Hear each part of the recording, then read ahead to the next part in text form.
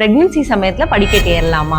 Pregnancy சமயத்துல படிக்கட்டு ஏறது தப்பு கிடையாது, செய்யக்கூடிய ஒரு விஷயம் தான். இது ஒரு லைட் எக்ஸசைஸ் கேட்டகரியில தான் வரும். உங்க மசிலை ஸ்ட்ரெங்தன் பண்ண ஹெல்ப் பண்ணும். பட் படிக்கட்டு ஏறும்போது என்னென்ன விஷயங்கள்லாம் நீங்க கவனிக்கணும் அப்படின்னு கேட்டீங்கன்னா, படிக்கட் ஸ்லிப்பரியா இல்லையா, அதாவது தண்ணி வழுக்கிற மாதிரி இல்லையா அப்படின்னு பாத்துக்கோங்க.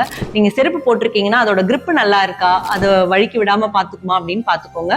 சைடு ரயில புடிச்சிட்டு படிக்கட்டு ஏறணும். யாரெல்லாம் படிக்கட்டு ஏறக்கூடாது அப்படின்னா, அந்த பிரெக்னன்சி சமயத்துல ப்ளீடிங் ஏதாவது இருந்தது, இல்லைன்னா ஸ்கேன்ல நஞ்சு கொடி கீழே இருக்கு அப்படின்னா அவங்க படிக்கட்டு ஏறக்கூடாது.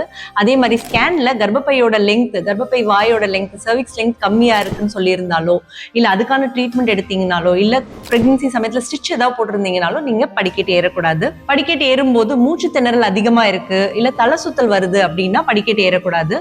மல்டிபிள் பிரெக்னன்சி, அதாவது ட்வின்ஸ் இல்ல ட்ரிப்ளட்ஸ் அந்த மாதிரி ஏதாவது கேட்டகரியில நீங்க வரீங்கன்னா படிக்கட்டு ஏறக்கூடாது.